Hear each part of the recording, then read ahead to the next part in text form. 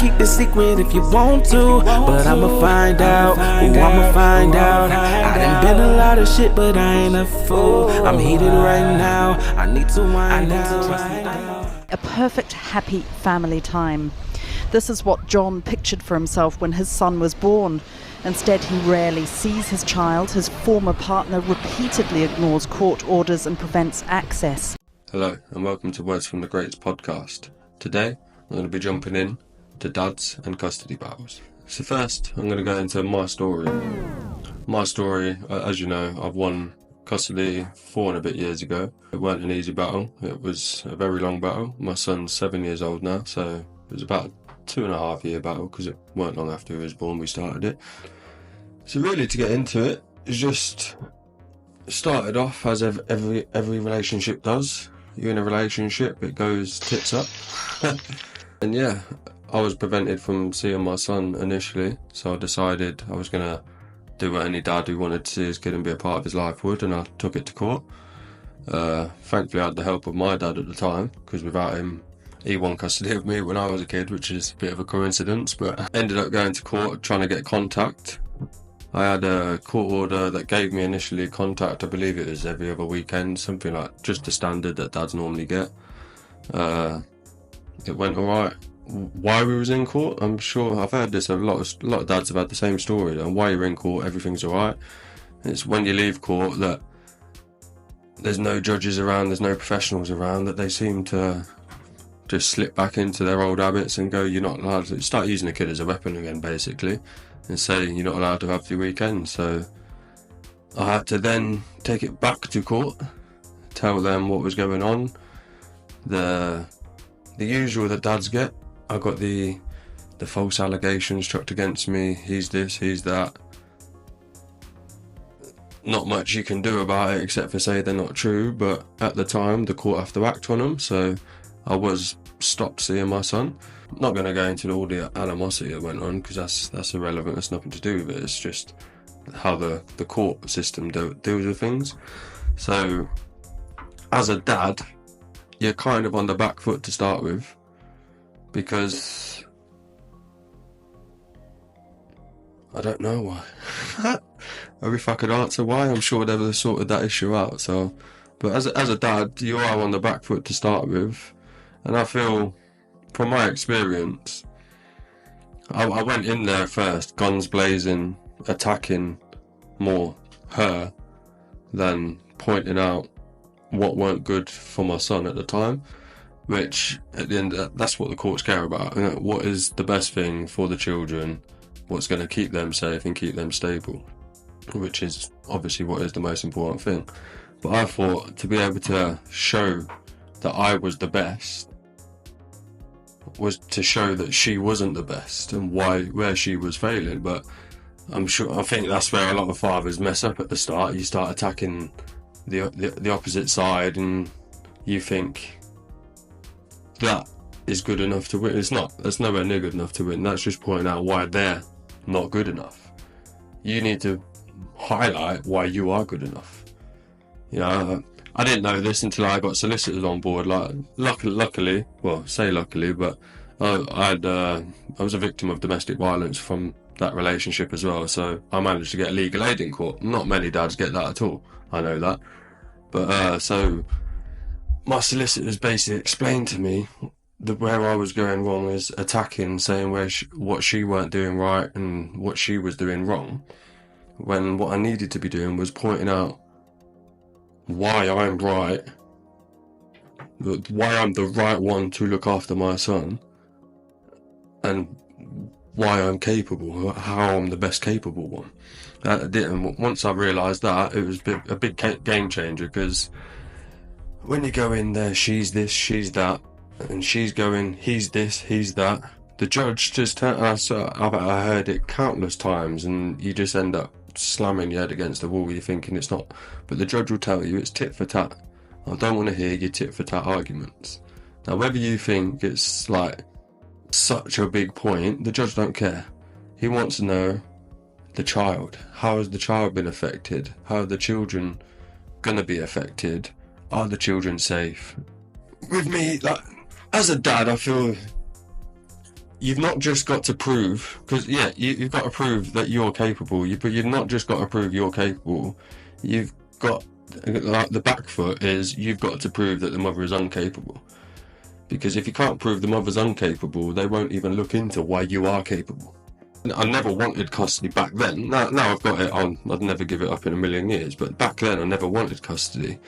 But the fact is, I wanted to be a part of my son's life, and I weren't going to let anyone stop me being a part of my son's life.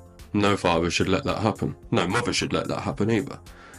But at the end of the day, I think a lot of dads don't do too well in court because they're too focused on attacking the other party. You've got to put all your focus on the kid. I don't mean just all your focus on the kid. Even when you're in front of that judge and your child's not there, your kids ain't around, it's just you, the judge, your solicitors, and the other party and their solicitors. You've still got to put everything that comes out your mouth, everything that you're thinking about, needs to be about the best interest for the children, because that's the only way they're going to care. Anything else, they'll say it's tit for tat. They'll basically say you're being childish. In which case, they'll then try and bring in the big guns, the social services, which I had a big experience with them. I grew up, obviously, with my mum initially when I was a kid, but then my mum lost custody and my dad won custody. But then I was a misbehaved kid. Obviously, I wanted to live with my mum. I was a bit older when my dad won custody. I wanted to live with my mum, so I rebelled. I ended up going into the care system myself, but I don't regret that. I love the care system. It's given me a lot of life experiences, made me who I am today. So I won't change it for the world. And yeah, so when because I'd won custody. Well, in between this, I'd won custody a while back. Because one of the judges got sick. I think it was the 7th time he was in court, something, 7th or 8th time. I took it back to court because I was being prevented seeing my son. That's how many times I've gone to and from court. And the judge just basically said, I'm sick of this. She understood where I was coming from. I put my point across.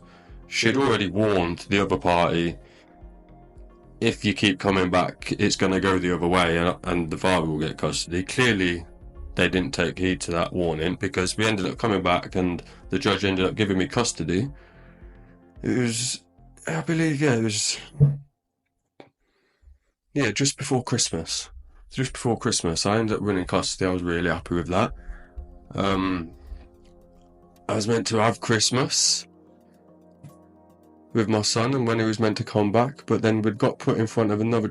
I can't 100% remember what happened, but I'd got put back in front of another judge. I think she appealed it, and we went back in front of another judge, and she spouted a load of lies, as a lot of mothers do, just because they are believed. Initially, they're believed in a courtroom. You spout a load of lies, they will be believed initially, until they do their investigations and then realise it was a load of rubbish. But they'd never do nothing if they found out you lied, which... I'm sure as a father, if they find out you lied, they would, but we won't get into that. So, yeah, but back to the point.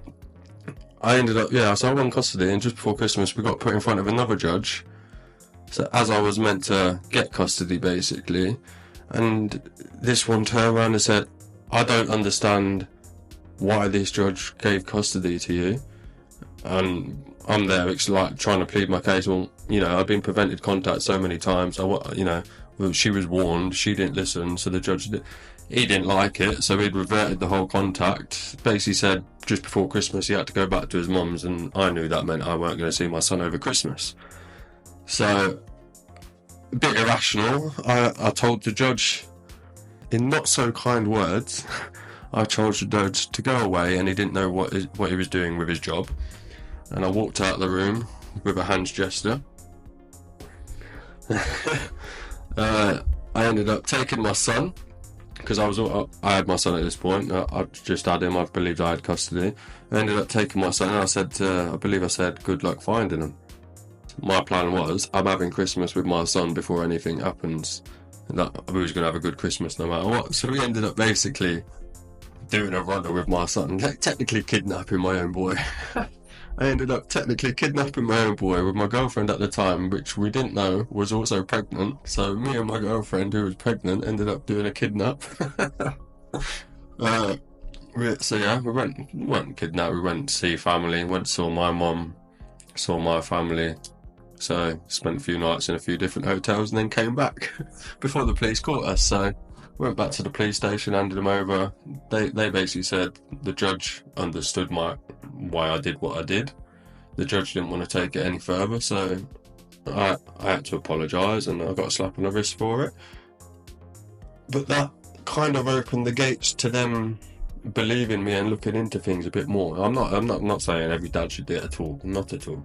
But it opened their eyes a bit, as if to say, why is he doing this and why has he felt he needs to do this?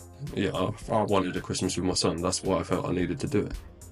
So that's kind of, yes, opened their eyes a bit. But then social services wanted to get involved, and being an ex-care kid, they took a disliking to me. My dad already beat them in court when I was a child, so they didn't like my family already. I got a twisted social worker, got him put on the case, tried doing a parenting assessment. Technically, I failed the parenting assessment. Social services parenting assessment, I failed it according to the social worker. But the judge overruled it because the social worker was so biased and so against me, it was just obvious for anyone to see. And me being the ex-care kid, I knew how to point it out and make it stand out.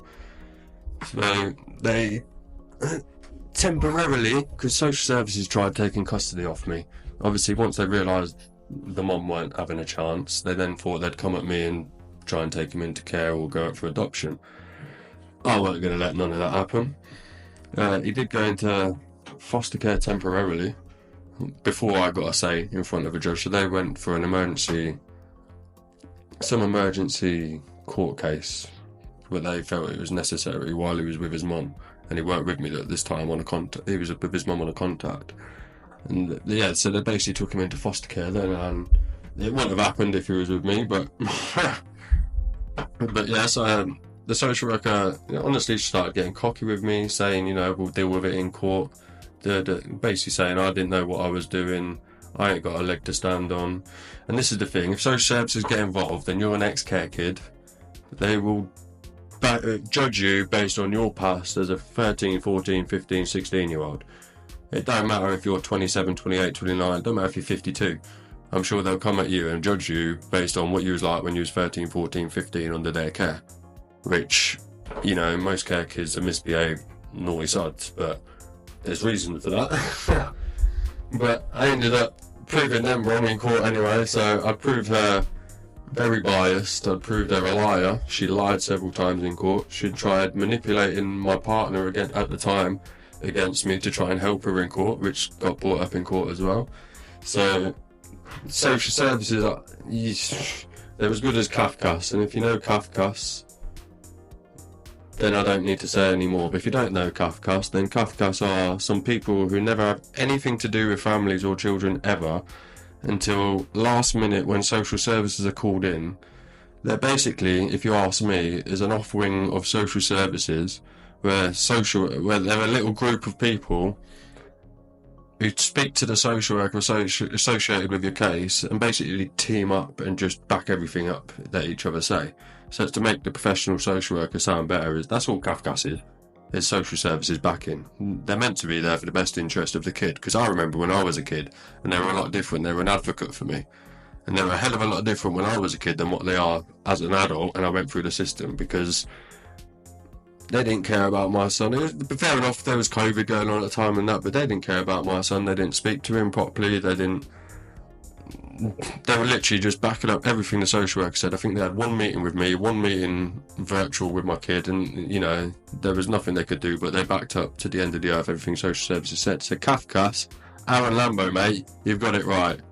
Up one to Kafkas. But so where courts fail, in my opinion, they fail by they don't listen to both sides equally. It's a human right. It's a male right and a female right that we're all equal on this earth, is it not? But when you get in court, where they fail majorly, they do not listen. They never listen at all. They don't listen to anyone except for professionals, basically. So unless you're professional, they're gonna shun you off. What you're saying, you don't know what you're saying don't matter. That is basically how they see it, unless you're a professional. Where they also fail, I don't think they listen to the kid enough. So I can say this from both aspects. Like, obviously my dad went in custody of me when I was younger, and then me going through it with my son. They don't listen to the kid. Like, when my dad was going through it, I was a bit older as well, but even then they didn't listen to me, and I had an advocate and I could talk. I knew what I wanted. Although I wanted to live with my mum, and it probably weren't the best thing at the time. It's what I wanted, and they didn't listen. As an adult, and my son going through it, even though COVID was going on at the time, but not the whole time, is virtual meetings and a couple of appointments with a social worker, is that really good enough? Do they actually listen to the kids, or do they just pick sides of which parent they favour at the time? Which parent is more law-abiding citizen and does more for society? You know, which parent's got less of a past about them? If you've got a criminal record, that's it. They'll put that down. That's who you are. You are that criminal record, whereas that ain't the case.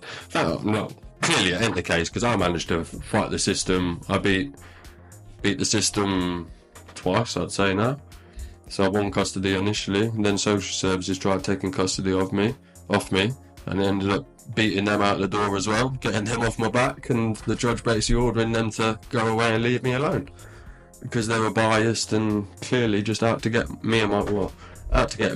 But I'd say it stems back from when my dad beat them in court as well when I was younger. So, but to end this one, I'd give some advice to dads. If I was going through the court system now from scratch, my advice to dads would be, as long as you were a sound dad who actually cared about your kid and just weren't in it to be spiteful, my advice to dads would be, go in there, write a list of absolutely everything you can do for your child that your child needs, and I mean from the smallest things to the biggest things. You write a list of everything you can do. You shouldn't even need to write a list. If you do it, you do it. You know it.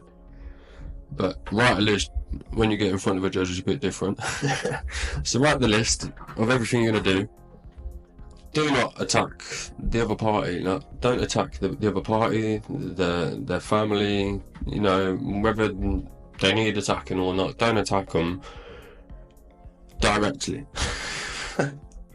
Don't attack them directly. Now, if you're going to attack, what I mean by that is, you don't attack them directly as in, she's this, she's that, they're this, they're that, they're fucking dickheads who fucking don't know shit, and they're druggies who smoke weed all day, blah.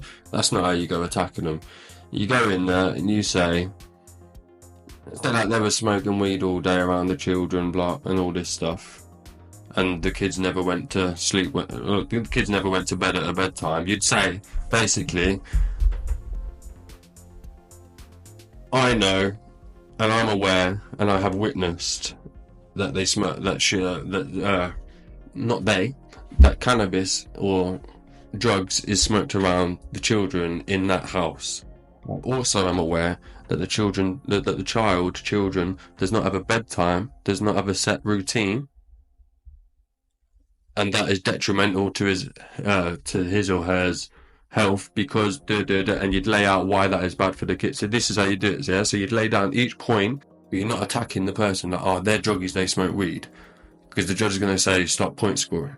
What you say is, if you know that's happening, is, I know that drugs are being smoked around there because I've witnessed it, and I know that's bad because, you know, it could have long-term health effects on the child, it could have long-term mental health effects on the child, you know, they could be incapable to look after the child when they're in that state. All you say is, I know for a fact that, I know and I've experienced that he's tired at school. Teachers have reported he's tired at school, so you get teachers' response. I know that he's not going to bed at a set time, a reasonable time that a child should be going into bed at. He's not getting the hours sleep, which is bad for his health, and If you lay everything out of what you know is happening, not what you think is happening or you've heard is happening, what you know is happening. If you lay what you know is happening for a fact, and you lay out the points of why that is bad and why it shouldn't be happening, then you're telling the judge, you know yourself, that is wrong. but then you're also telling the judge at the same time, you know what is right, because by knowing what's wrong, you know what's right, if you know what I mean. So then you'll be there, okay, because I won custody and I smoked weed, didn't it? But I was honest with them. I smoke weed, but not when I've got my son and when he's up.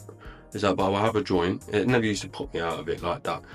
But I'd be like, I'd smoke a joint out in the garden on a weekend when I ain't got him. If it was when he was having contacts, on a weekend when I ain't got him, or I'd smoke like when he's not around. Like, I'm not smoking it in the house around my son, so it's not actually directly impacting him.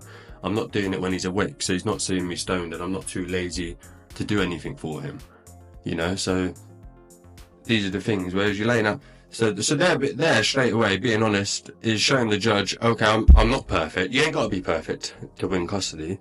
You got to show the judge, I'm not perfect. I'm aware of my mistakes. I'm aware of where I go wrong. I try and sort it out by doing this and this and this. I minimise the impact on the child by doing this and this and this. I make sure the child's well and, you know, brought up to the best ability by doing such and such and such. You know, by doing that, you're telling the judge you're about the children. If you're getting that, the number one thing like, where I messed up to start with was she's this, she's that. You know, she's always smoking weed, she's smoking drugs, she's sniffing cocaine. I was saying all of this, and the judge, and then she'd come back with, well, he does this, well, he does that, well, he goes driving, and a lot of them that were coming back were total rubbish, just in defence of what I've said. But then you open the door for a tit for tat. Because you've said she does this, she does that. Well, then you've opened the door because you ain't got no proof, or you can't prove everything. Because I did have quite a bit of proof, but you can't prove everything. You then open the door for, oh right, can we just chuck stuff out then, can we? I'll say you've done this, you've done this, you've done this. I ain't got to prove it, but we'll sort that out later. You know, so that's where keeping everything to the child is the number one thing. So, yeah, my top 3 tips would be, to fathers in court, keep it to the child, keep yourself clean, keep yourself legal, everything you can possibly do, and just use your head. Don't try and act a bad man in court like I've known people do. Don't try and be clever with social services unless you know how to be. Just make sure you do everything to make sure that your child, basically, at the end of the day, is getting the best life they can have, whether it's you or the mum. If you know the best life for that child is with the mum, then back up, accept your contact, and go from there. If you know the best life for your child is going to be with you, not the mum, then do everything in your bloody power to go and get that child and make sure your child has the best life. Because at the end of the day, that's all that matters. That's what it comes down to. That's what I did, and I'm happy now. I don't regret it one bit. It actually made my life happier. The only time I've ever been slightly depressed was going through court, and when I lost my son temporarily for that month into foster care, but got him back out, I was determined. That's what I mean, that was all the power of the mind as well. I could have lost him then and let it beat me down to the ground, gone to the pits, and probably smoked myself into an oblivion and give social services everything they wanted to take my son off me.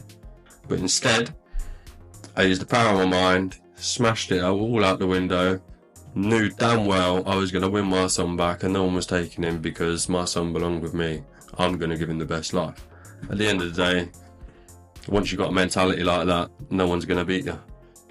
Just got to make sure you stick with your mentality and stick with your game plan, and don't fold to no one. Don't give in to pressure. Words from the greats. Take care.